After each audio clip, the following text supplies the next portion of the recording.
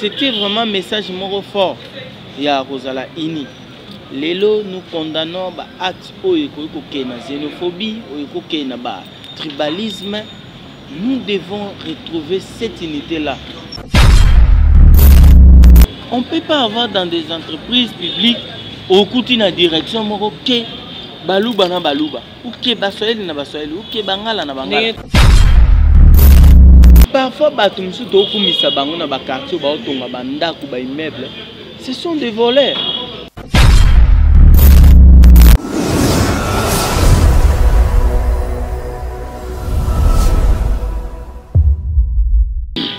Y compris François Fouti la na Pays-Bas, Nick Kuba babi mo fini kwa yolo, na moni bongo vie na nga modogo botekol, JC Ibio na moni beno londo, babi na pesa chachombala kashogi mbote mingi makasi, et sans oublier le sénateur Paolo Tudilu kuna na Angola. En tout cas, merci beaucoup na bomesana kolanda Apache Info.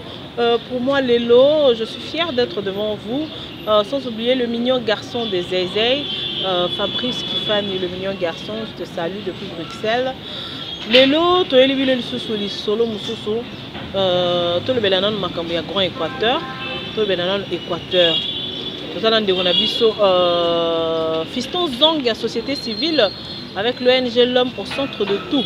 Parce que tu fais à la centre. En tout cas, parce que sans oublier, je dis merci beaucoup na Isika o na moni espace ya Frayol. Frayol une concert, moi c'est kitoko, moi c'est à Mwindu. Ah soko yo rolia taba, rolia ngombe, rolia ngulu, rolia mbisi ya mai, rolia malangwa, liboke ezali. En tout cas, na primo ya kitoko ya muke. Ndenge biso to ya awa.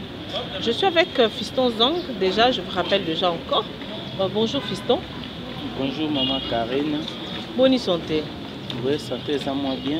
L'homme au centre de tout. Oui, pour ce pays au Bengibiso sur une émission na yo, combo ya l'homme au centre de tout. Vous allez ONG je penser vraiment à développement intégral de l'homme. Tout ce pays. Oui, les lots, l'homme au centre de tout, parce qu'on a bien un Fiston Zang, société civile, l'homme au centre de tout, parce que ceux qui m'ont dit Zangumbe, Kataka Fiston Zanga. Les lots, tout le paiement moukel comme tribalisme, et Kotimini Nambo Kanabiso, Bakbazoling na Lissusute, pour Azam Congo, pour Azam Luba, pour Azam Ngala. Après, on est quelqu'un qui a passe Mingi Mikolo. Passe mingi surtout na ba jumeaux partout baza ya Afrique ya RDC mo bazole la bande ko na biso bana na biso baleki na biso o ba uti ko kufa kuna na Kinzamvwete batumbi bango ya kotala ba confondre bango na miyibi na ba bandi et pourtant bana ngani bazalaki na ngo ba débrouillard ba uti na ina awa tout récemment président JBK Kamola yambaki bango kuna na bureau ba sololi ba pesi ba projet na bango.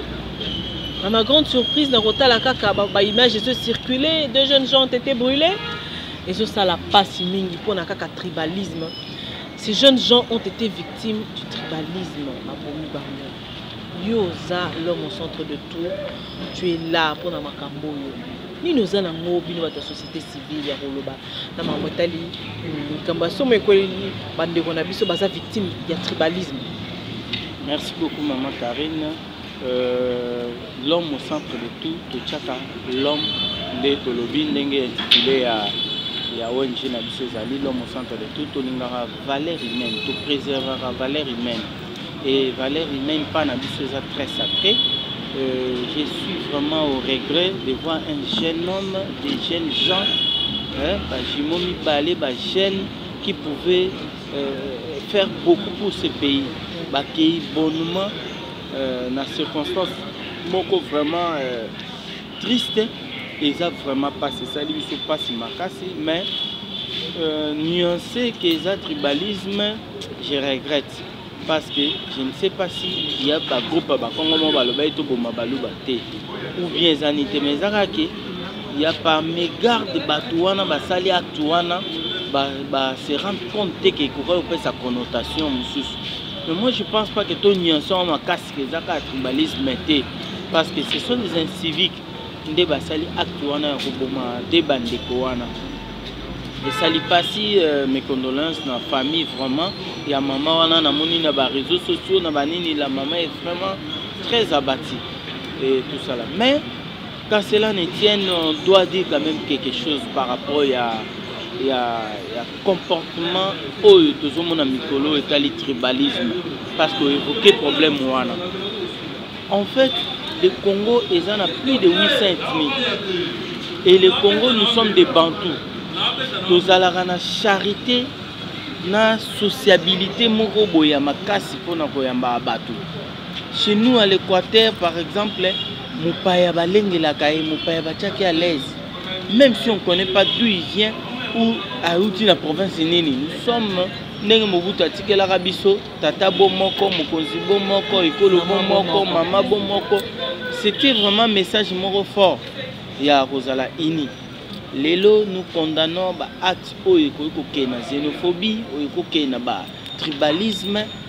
Nous devons retrouver cette unité-là que Mobutu a tiré la Rabiso.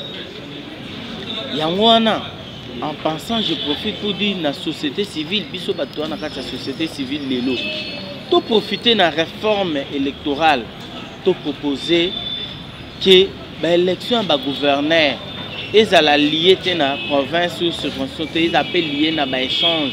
Ou soit carrément on change, soit les chefs de l'État nomment des gouverneurs selon le clivage na Amoni, Rosa Moutou ya Katanga, nommé na Équateur, Congo, pour elongo la biso pour comment zonga siko na tribalisme moko mabe.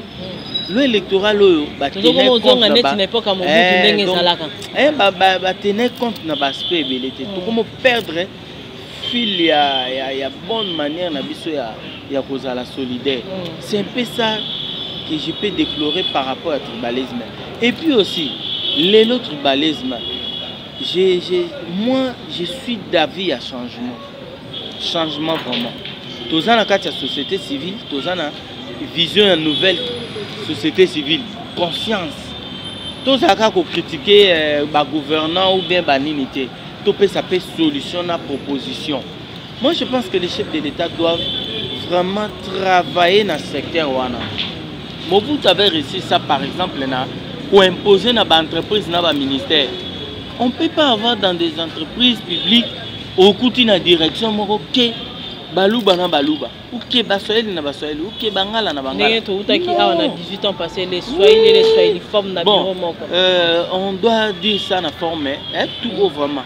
Lelo okukuta na ba ministère moko boso bata cabinet baza 50 okuta 45 ya muta province non, on doit tout éviter yango, tout imposer. Ne Mobutu a imposé à un certain époque cabinet na yo faisant na bato belé so il est qui 15 balongoli yango ba liste et tout ça là. Il faut tozonga le système wana. Moni Félix Tshisekedi ngana ni porte-parole ya IDPS ni porte-parole ni mais par rapport à la vision de la société civile au tozo prenez à la bien. Ça dit que s'il faut lui donner des conseils par rapport au tribalisme et ça atala le passé à Mobutu. Atala le passé à corriger moi le tribalisme et s'imposer. La méritocratie n'a équilibre régional na kati ya ba institution de la République. Parce que le Congo nous appartient tous. Et les lots de déplacement à Bato, Bakongo, Orokende, Mukongo, Muluba, Moussaïli, Ministère Mokaloba, Beto na Beto. C'est-à-dire que les lots Bakongo, Baboya, et l'Okowana, où est salami par rapport à ma passawana. Les lots sont au Équateur, au Bandundu, aux à la bienvenue chez toi. Et ça la bien. Tribalisme et s'installer ma casse. Et s'installer ma casse. Il faut tout banda yango nasé. Il faut tout bando chasser yango. Voilà. Je pense que le message est bien passé. Tous continuer kaka. Hein, vous allez toujours scotcher la page info avec le boss la page à pétan paye moi là ta maman Linda. Donc Kitoko Makasi, hein, diaspora tout en tout cas Tobo et tribalisme. Président Toto Lukusa depuis Afrique du Sud, en tout cas, il faut travailler dans Moutounion, on ne sait pas que ça Moulouba, il faut travailler dans Balouba, non, travailler dans Moutounion. C'est là Dani Bokombe.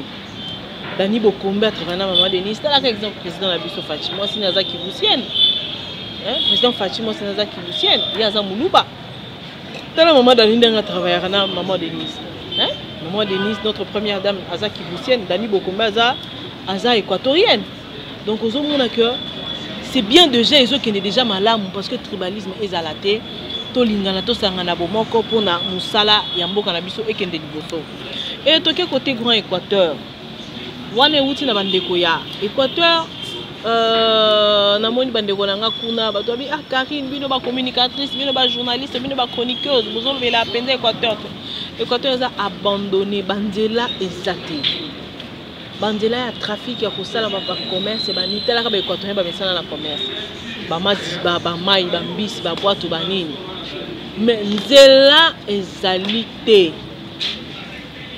batu ba mesana ko chaya moko ba biloko na bana ba moto na ba vélo na ba nisko nzela pe ezate bino ozawana ba société civile message nous allons relancer ba tamboka par rapport ya ba konjo ba chaka kuna liboso o ba gouverneur Équateur ango mais sans ba bon résultat parce que ti lelo banzela na Équateur c'est impraticable. Karine na sepeli mingi na pesi d'ailleurs maman Dani Bokombe mbote et puis un exemple au pesi par rapport à maman Denise, je pense que ceux qui ont limi à travailler dans maman Dani alors ça équatorien ça veut dire que super niniwana ça bien ça déjà il maman bien et puis lelo s'il faut lever la Grand Équateur parce que au soulever le koana les interpellations makasi et to féliciter s'il faut dire bah équatorien il faut pas s'interroger toujours bato minen Équateur ba sima ba fonction minen namboko depuis à l'époque à Mobutu si lelo so tangi ba papa Kengo tangi ba papa Henri Thomas Lokondo ba José Makila ba Lito ba Endundu Bonenge ba Baende tout ça et puis ce sont des gens na kati ya ba politique na ba influence à makasi. Pourquoi Équateur réseau s'est développé? J'avais aimé na fête ya papa Mbongo au Tokenagi na 12e rue à l'occasion ya bana Équateur, il a dit abi Zaché a mataki na nzete moko pa mona Jésus à mona Jésus Christ pour azwa le biko à mona musika fungama. Mais nous à l'Équateur, toi on a banzete belé si photo mata likolo nzete moko poto mona musika. C'est-à-dire que to mona musika. Les Grand Équateur ceux qui sont en cima parce qu'on doit se le dire, nos dirigeants, nos politiciens équatoriens, bazaki na mouri Équateur T. Et baza ba bien na biso ba beaucoup la cannabis, o ba yebake ba faillir makasi. Ba fausser ba beti mabe, ba kipe Équateur. Baza influent na classe politique congolaise. Mais bazo kipe mboka na bango te. Mais bazo kipe te. So au Équateur, même pour basa la pont, au babengi la ngala bagba. Mais maman, je vous dis que banzete au mon pont est bien té et les lots Équateur dans les noirs. Tamoula na ba province nyonso. Les lots tozo boya tribalisme mais exemple monsieur zappé bien. Tala na katanga ndeko Muyej, papa Muyej mangé. Papa na biso Moïse Katumbi. Tala na Tanganyika gouverneur Zoé Kabila tala ba place bazo bongisa Kindu papa Matata Pono abongisi Kindu abongisi Kindu mais biso bana oya biso Équateur na biso est-ce que on a eu le temps ya pour réfléchir au bongisa Équateur? C'est ça. Vous savez le développement ne demande pas grande chose. Fiston Zang to komi ko luka mbisi na Équateur. Bateau de pêche tellement ba pêche akaliso su mbisi te mbisi akota na se amaya akota timola mabula akota fana ye akomi mobangi alembi akufi. Bino ba autorité obino bo vanda kuna. Est-ce que filer o ezara ya kilo wana neti ma bende botina ba bateau ba bimisa ba tourner ma belé kuna na se ya fleuve titi botia ba bateau de pêche pour la population. Ça c'est quelle méchanceté. Oui. À l'époque papa Bemba Saolona asalaka magasin na ye na Gemina à l'époque ba oteka biloko ba bata. Oui. Aso azali na bateau, Sibé azali na bateau. Oui. Papa il y a je crois balito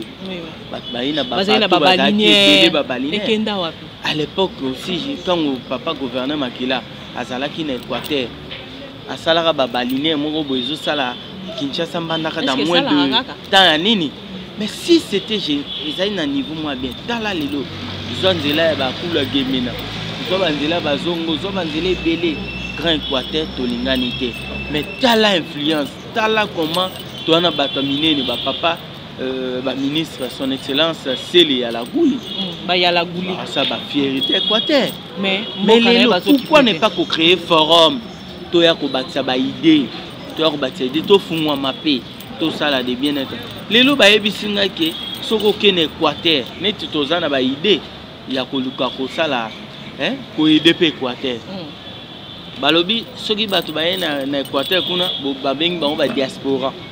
C'est-à-dire que les politiciens à Kalaya biso ba vena biso ba créer ba jeune kuna ki mutana umeli na kisasa mingi angoma étranger aroya osa nini azana obédience ni basé sur na confiance na parti politique ni parce que to sala relo ya on tobité nouvelle classe politique nouvelle dynamisme il y a ba Grand Équateur. Par exemple, Batobele, Bazoya, non, bah initiative, le roi maman Dani. Ouais. Dani en tout cas, Dani Bokomba, ça ça makasi. Grand Équateur et Fungo Mapé. Na Batolo quoi, Papi Moroni, ba jeune, honorable ancien candidat, malheureux na honorable déchu. Mais ça va quand même, c'était des jeunes.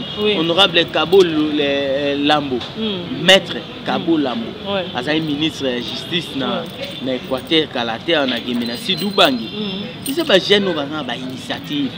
Mais pourquoi barrer la route na jeunes? C'est ça le problème de Mboka na biso. De plateformes ou de forums. Problème est na Mboka na biso fiston sang na katiote. Soko lingi olongo la politicien na kiti na bokonzi na e. To ebite foko pikola na kiti ba bima na kiti. Ba lingi kotika sika na ba jeune te. Vi oso sali lingi. So to monde mais pesa place na ba jeune. Kotie ba jeune. Talisa bango nzela. Yo kotika la naka seko na seko te bakoma ba seko banda zala DG place na longwa kate pourquoi et pourtant ba jeune licenciés baza pe compétent zo luka musala ezo zo amate. C'est ça le problème aussi dans notre pays. Les grands problèmes aussi est ça amour il y a ba équatorien amour entre biso ezate bolingo ezate okomona ba vie na biso ba grand politicien balinga na bango toka entre on entre bana conflit makasi ba kaboli pe ba jeune kuna ba koti pe na danse okoma bo jeune ya Équateur bato ya baende bato ya Makila bato ya Jean Lise Boussa bato ya Intel bato ya nani te boye de biso ba vie na biso boleka il y a un temps pour tout il faut préparer des jeunesses à relève to boité posant ba guerre politique différente mais un moko peut tozongi na famille dans l'ensemble tout ça la nini pour la jeunesse ya nini lelo ba école maman nazana mawa souci tozolinga na ONG na biso tokende partout pour ONG na biso ezaka Équateur te ezaka ya ba province union sur Congo l'homme au centre de na kati ya Congo mais je me dis aujourd'hui na 21e siècle so kena ba école musuna ba boende ou bena ba bassin kusuna ba manda comme na bana bana science été pembena mai na science été banini bazotanga même de développement ya mboka lelo mbongo eze pele na mboko richesse eze délé Équateur to bénéficiera na mbongo banque mondiale après ça pour gérer réchauffement climatique to kata banzete to aider mais ba aider biso ba province est équilibrée na ba est okuta ba diamant okuta ba minerai belé maintenant na nini pe ba Congo okuta ba port ba bilo belé na Équateur okuta pe nzete za richesse ya makasi nzete na mbisi na nini belé bateau de pêche ba caoutchouc ba coton est-ce que ba politicien influent Équateur bazangi bongo so ba bateau de pêche na ebizanga mutu moko okuta ko bimisa mbongo asombi yango wana na interpellation ya papa Ambongo ou à Lobaki Grand Équateur réveillez-vous aussi tout élément tolingana toluka ba plateforme ba association nyonso ya Grand Équateur et là ezalaka sous activité bolingo soki ozwi aliba ozwi bangambe bangambe ozalaki géré par papa Bemba Saolona ezalaka esu te ekufa. Pourquoi? Parce que les gens qui dirigeaient ça paient à son âme. Papa Bemba Saolona kenda na atikaka nini wana bien ekufa pe lelo aliba quand le président comme Jean-Pierre Bemba pas zappé équatorien faut télémater pour na mamoita l'Équateur. Jean-Pierre Bemba oyebi président Jean-Pierre Bemba Bombo comme leader équateur il doit vraiment nous aider avec les parce qu'il n'y a pas vendu kimia azolo baté azokipete moni soki bato ebele bato na biso ba edaki biso na Équateur ba leader wana je pense que avec le temps bazuma conscience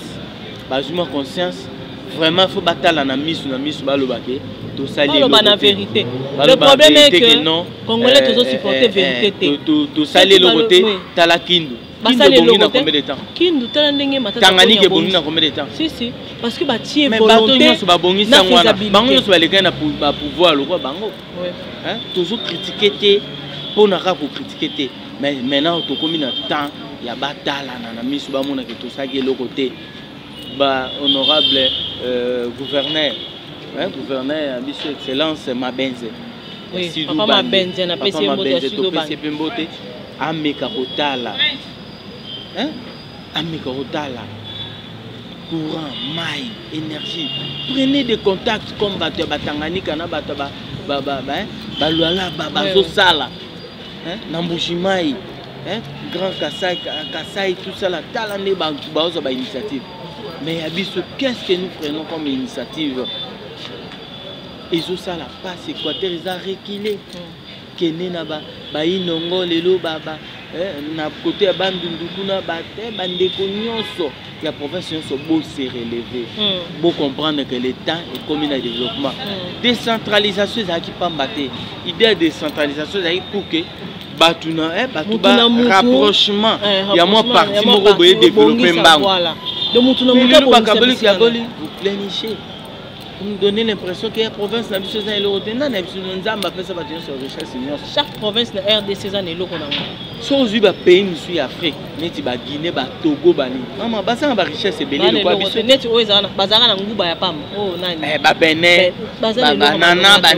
Mais qu'est-ce qu'ils ont développé? Ils ont travaillé sur ce qu'ils ont comme richesse. Héritage, richesse. Et puis, travailler l'éducation. L'élo n'a pas cannabis. L'éducation, félicitations encore pour le chapeau de chef de l'État par rapport à la gratuité enseignement. Maman, ce qui n'a qu'une chose, ok, na ba mokali, on a bana ya 9 ans, 10 ans à côté classe. Bongo kene na Équateur na boso. Kende ka na banza manteke awa. Soni pona mboka na bino ba kondi na biso bozo salani. Botuka kana ba Kinshasa. Après boke ba poto bosomi banda kuna ba Dubai na bani. Wani bokota kuna na ba Zamba te na ba village. Développement magité et ça la makana travail. Moi je pense que tout que on dirait babo mana bango ba assemblée provinciale.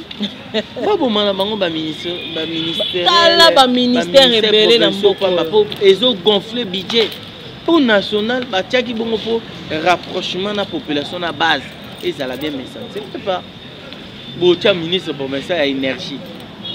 Courant route yana nutego ya teti ba aussi sa gouverneur Moussa Zongi un mois dans la ministre à énergie en provincial un mois courant Zara ministre à enseignement éducation provincial rôle les amis il y a pas non avec notre province de rôle baké net in Équateur bozanga ba ban tout se poser des questions et plutôt ba nzete za na zamba bozanga ba ban ezo utanani mais banzete za na Kinshasa ba école monsieur zanga ba kisi ezate mais bana ba vana na brique na sima ba mokali na kati bana ba vana na brique lelo na Kinshasa tala niveau fula na kati tala niveau na ba lutendele na banini tendi kota na kati ça passe non on est trop loin ya réalité de développement trop loin. Oui, Fiston Zong toujours chuté. Tout comme vraiment toujours chuté dans l'émission. Merci beaucoup à toi Frayol. Babi moi c'est Mwindo aleki ngolo na muselulu. Moi c'est Mwindo kitoko makasi soko ye awa juste quand na cabine na mushi. Hein? En face il y a cabine à center okomona vraiment terrasse ya kitoko kimia mupepe kitoko neti kozaka na kinkole ok kinkole musika te yaka awa po liboka eza wana table ezali ngulu ezali okomela pe na prix moko abordable ozano pe kimia donc très kitoko donc zo pe makimia bongo te Fabrice Kifani le meilleur de Bruxelles. Fiston Zong na koshite siko to kotala makambo ya ba ONG na bi et panzani mutu na ONG n'est-ce pas bato bakomi kolia nsima ya ba ONG wana bon mais comme cop ONG na biso objectif nango eza bien promouvoir l'éducation santé pour tous hein? Emploi pour tous pour plein emploi et puis encadrement il y a des plus démunis biso toza toyebi ba ONG bimé belé et mi belé toza na Kitambo to banoze la corona ici là toza na Kitambo na kati ya église francophone école technique et métier et art avec papa na pasteur na biso ya église francophone ou des fois ba accompagner biso na ba conseil par rapport à ba mambo belé toza na besoin ya ko aider batou pragmatique, tous en pratique. Oui. Ça veut dire que tous en un centre, tous en un centre à menuiserie, la formation à menuiserie, les gens qui t'ont il y a papa Zakari, et tous en a besoin de former les jeunes. Et là que vous m'avez sonné, ONG est allé la mine du banda, financement. Mais l'élo, à l'interne, si tu as une volonté à battre, au bas libanda na bana kati, a besoin de soutenir biso.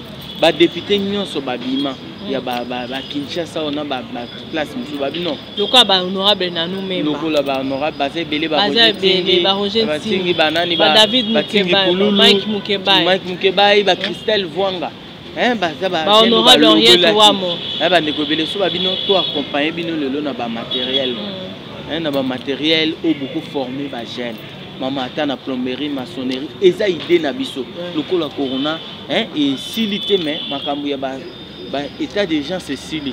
ONG na biso tonto bandasco formation. Voilà.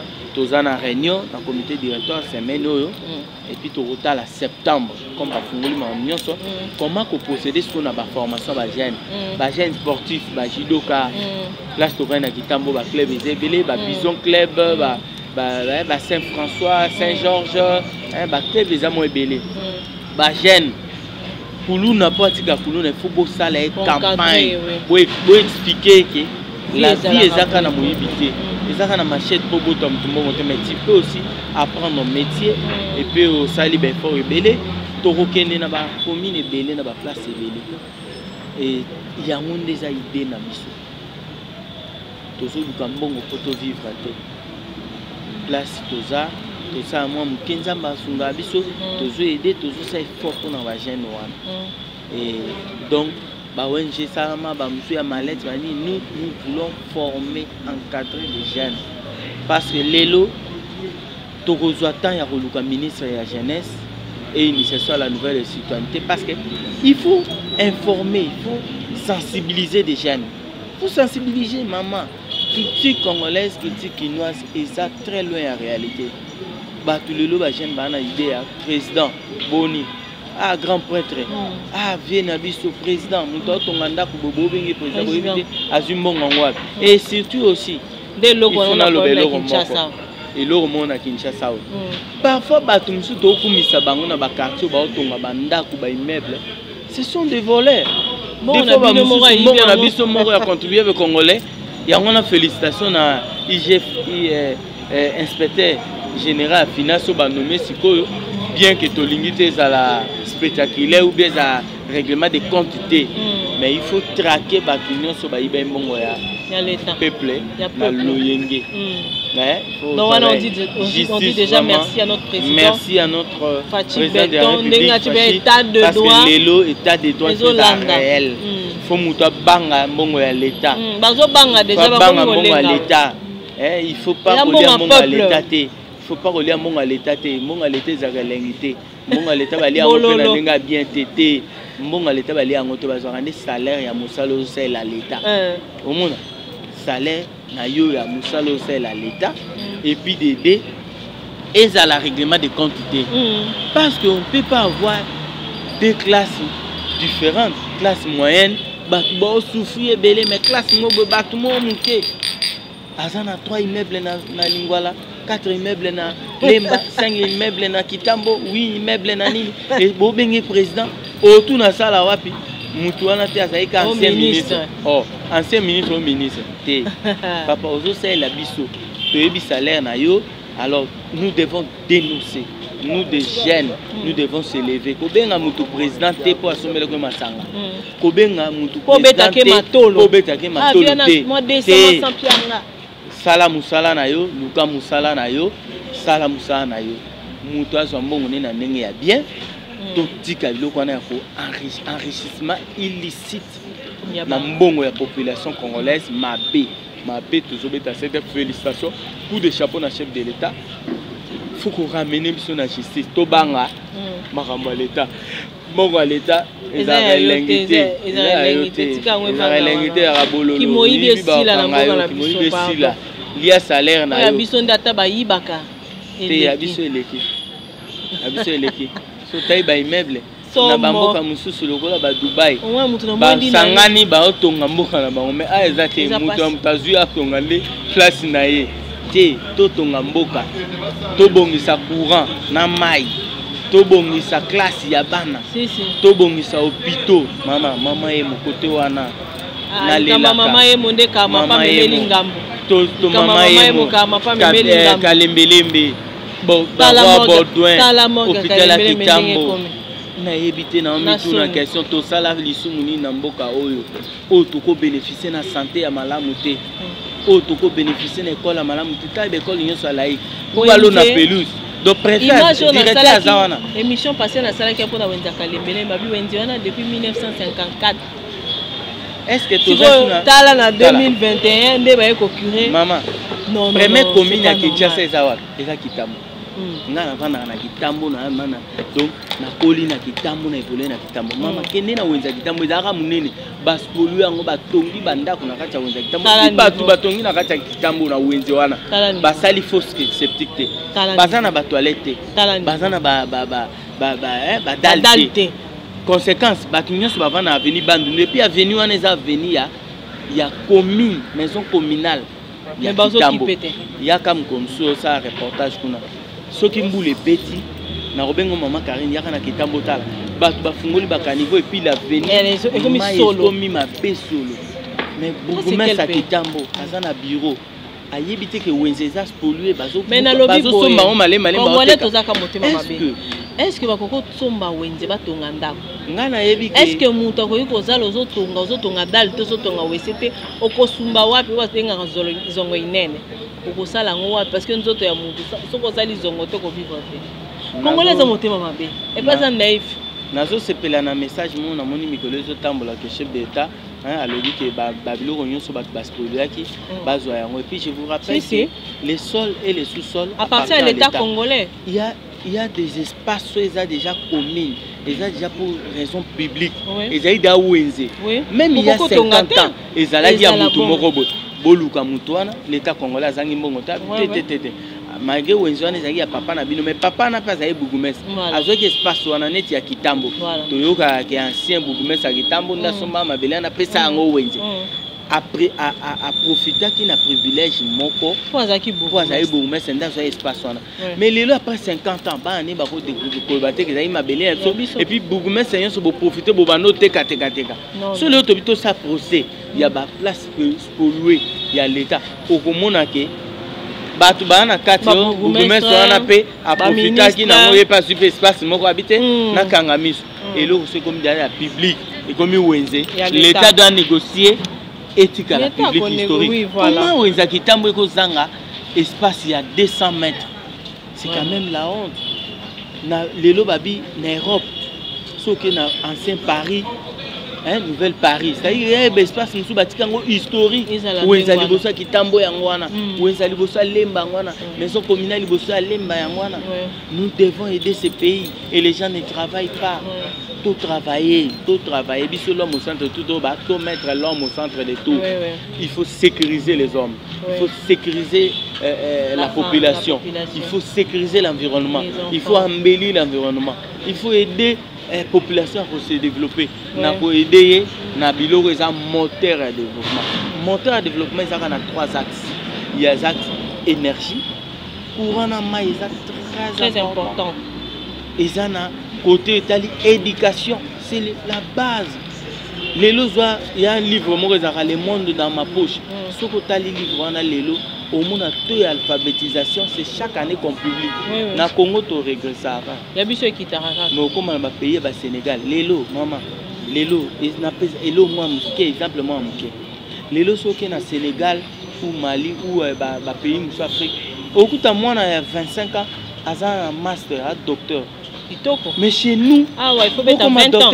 Mais il faut ça 50 ans, 60 ans. D'abord, le professeur Kalabalingi soutient le docteur Bayamba. Il faut un influent. Non, c'est pas normal. Tout ça, un système LMD. L'État a dit au gouvernement il faut réduire. Non, LMD, c'est-à-dire que licence master. 3 ans, ça lit 2 ans graduat. Voilà, va réduire. Doctorat, vous avez des nets d'aviation, mon pilote, il y a 25 ans. Voilà. Pilote, 18 ans même. Un pilote. Mais tu as là, pilote congolais. Oui, il y a 60 ans. Mon papa, 70 ans, 54 ans, 60 ans. Pétopé, ça va gêner. Chance, ça va travailler. To aider enseigner à la fiable, à la bonne, à la bien, à la rentrée scolaire et zongi na ba situation moko atterrissage forcé. To zongi ça ka popé ba para pe to futa ida ba minerval to salibo to zota peine tena fait na ba épreuve et examen de tes à quelques jours. Je ne sais pas est-ce que condition que ça au futu minerval des mois na l'équipe alors que to uti na ba corona. C'est ça. Ba parents ba futa te. Donc des tests à l'État. Ministre enseignement et il y a enseignement primaire, secondaire et professionnel. Pour professionnel, ça va être 7 dans l'unité. Basugara en enseignement primaire et secondaire. Professionnel, les a pour aider Batou. Ils ont un centre de formation. Tout ça qui tambo on a il y a Saint-François. Il y a un centre de formation professionnelle, il y a l'État ils ont côté na kati okamawa. Baba Nzate, comment vous négligez et comment église et comment église la carte comment garage des locaux qui et pourtant na bamoka musu c'est loko ya l'état des luxueux et bien je te dis que pour des raisons il y a population place les public et comme déjà pour l'intérêt général l'état faut protéger yango mais chez nous c'est autre chose tala net na bakayao na juste na bakayao elo mo ba benga mbata wana na mbata pembeni wana ezaki na espace moko vide et laissé tout le monde va à centre de formation ba mécanique bani il y avait plein de jeunes pendant que la mécanique on a ba bouma yango ba bengana bango place on etika vide ba kanga yango boitika la bon mais pour aider les jeunes ce qui intéresse ça pour contribuer au développement pourquoi ko boya yango c'est la méchanceté le espace nini ONG na biso l'homme au centre de ko senga pe que non espace ya vide to sengi ke to former bato awa ce qui contribue au développement ya mboka ba encadrer bango nous sommes une organisation une ONG, organisation non gouvernementale. Donc voilà, message nous relancer dans Bakondiamboka pour la Maramate Grand Équateur, pour la Maramate Tribalisme Banana, dans ma formation et ma jeune. Oui, en résumé, je voulais lancer un message dans Bakondiamboka, va tenir compte dans ma province Nyonso. Ma province Nyonso est un Ndengemoko. Ceux qui sont là, Tanganyika, Katanga, ils ont un diamant, or, ils ont un côté Sambon, ils ont un Kaminanini. L'Équateur pèse un préserve le réchauffement climatique. Tout ça peut un avantage géopolitique, situation géographique, la forêt ils ont atténué le réchauffement climatique, accompagner l'Équateur dans le développement. La province déjà ils ont ralenti banini ba aider bango bino moko bakolo province bozwa pe conscience ba mikonzi na biso bato boza ba ngana zwi sud équateur ngana zwi est équateur ngana zwi nord est botika ba guerre politique FCC cash nini tout ça là bosa pe bosangana bo raisonner ensemble bo benga ba investisseur soki ba province amsu ba benga ba investisseur ba ena Tanganyika ba sa ba publicité ya province na bango pourquoi bino bo sa publicité à province na bino te. Et puis aussi pour notre tribalisme na lobby lisusuke encore une fois tozongela esprit ya ndenge ya bien papa bo moko mokonzi bo moko mama bo moko ezate ke totiki mokonza moka umela na pouvoir te elingo lakisa ke na minute soki mokonza biso aza Félix Tshisekedi aka papa na biso nyonso maman Denise Nyakero aza première dame na ye azo accompagner mobali na ye azala maman ya biso nyonso bana mboka tozala bondeko mokongo moluba muswahili mungala bandu betona beto ndenge balobaka baluba tusala tolingana oza na Congo central oza na mboka na yo oza na Équateur oza na Siduba ndaku na ningo lobe mama ba Siduba ngi nord ubangité pour na omona oneti ezaka grand Équateur dans l'ensemble papa Ambongo oza na église catholique toza na papa Bokondoa oza na église protestant bino mibale bosimbi église monene ya mboka na biso bosunga ba église bosunga ba école ndé boba na sala papa Ambongo ba école ebele zo souffre école catholique na ba intérêt na ba village côté na yo sala pe pona Équateur esunga papa Bokondo apé ba école protestant élargi pe ba église protestant accompagner ba église protestant na ba province yo ces autres trembaler le pas na côté éducation côté spirituel na côté nini bosunga yango tozo senga to simba na bomoko ba jeune nyonso to simba bomoko ekozala malam. Voilà. Merci beaucoup, c'est la fin de cette émission. Fiston Zong, s'il y a des dédicaces, ma salutation, partout partout dans le monde entier. Dédicace nanga ou salutation nanga, déjà d'abord na l'homme au centre de tout, na sa coordonnateur nango, na le kaka na bénédiction na bango, bapé sanga confiance que coordonnateur, ça la vulgariser idée na biso na vision na biso, na pesi bango nyonso mbote, na koka kokabula bango te, na pesi ba jeune nyonso ya Kinshasa.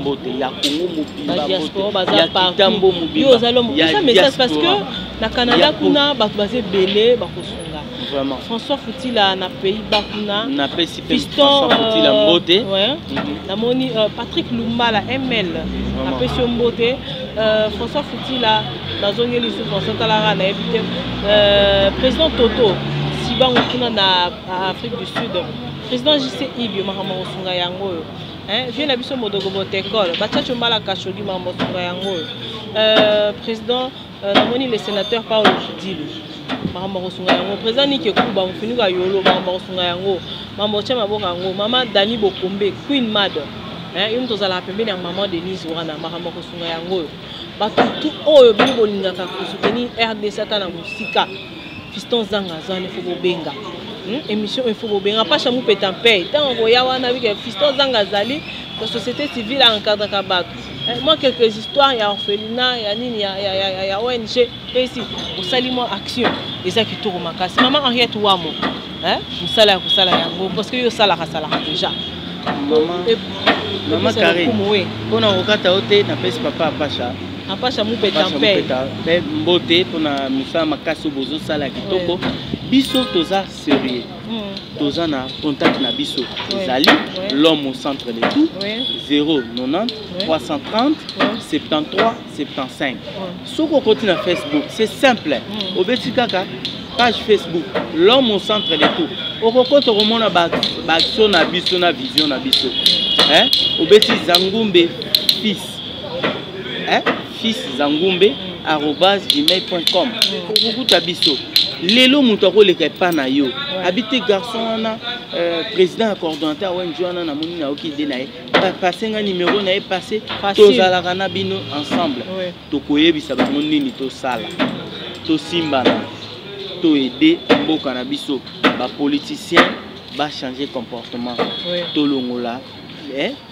ba mutema mabe avidité ba na pesi mbote na bandeko nyonso poto ba Bob Jonga au bazan staff na bango na France ba aider ba sa fierté ya le congolais na katia France bazan nganda na bango taba bana belo bango papa Gilly Schumann Fayol concert Fayol vraiment Fayol a babiso na cabine azo espace moko bien et ça bien maman Gilly cabine rasoko mika na cabine mushi Rachel Kambo bazana asana Canada le docteur Billy ozoape bato lokola ba oziba maman Fideline Fouquet maman Tété papa Axel Fouquet na États-Unis ozoba Georges Lema maman Agathe tout ça bandiko belé bana poto ba otuna lelo tokoki kosala nini exonération comme passe faut que na basiko ebele mais ndeko mo akoloba ke naza biloko ebele na ye la bino na bibotia na mutuka otie na mutuka otia ta 10 machines à coudre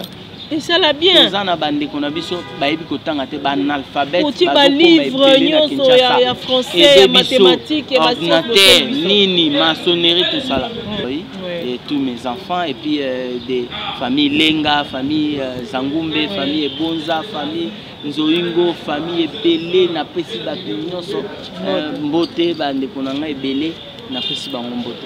Voilà, merci beaucoup, c'en est fini là pour aujourd'hui.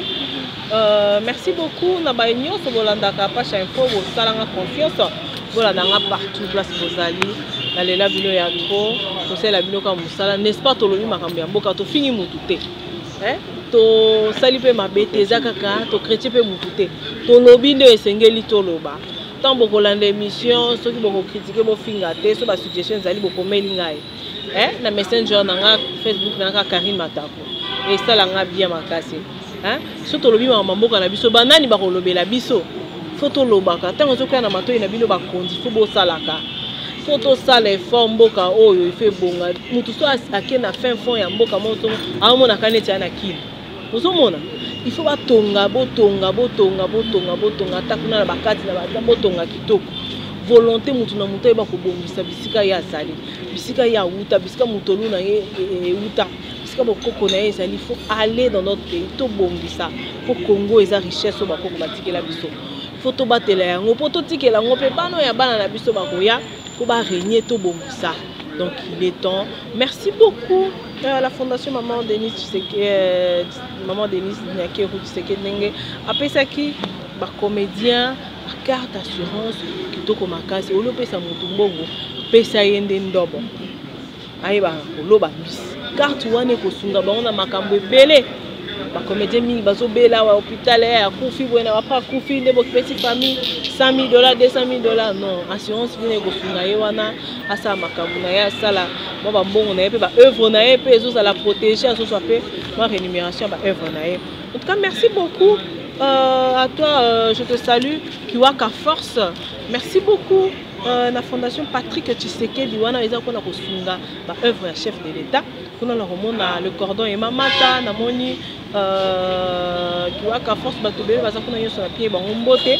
Na pied pe mbote na batutu ya kin surtout mingi boya rambe a. Soko lingoli ya liboki ya kitoko ya mbisi. Oyo kazei na mongote. Oui, ah pas Fayol. Oui, il n'y a pas Fayol na cabine. Juste que na cabine, moi, portail moi ya vert et ça wana. Au côté wana, au côté wana, pour lier kitoko, pour mettre kitoko. En tout cas, boya belé, ngana boya pende belé. Pour biso to vendre en demi wana. Bye bye, on se retrouve à la prochaine. Restez scotchés sur Apache Info. Je te salue Apache Mou Pétan Paye. Moi na maman Linda na peso mbote. Ba oyanga ya kati. Mbote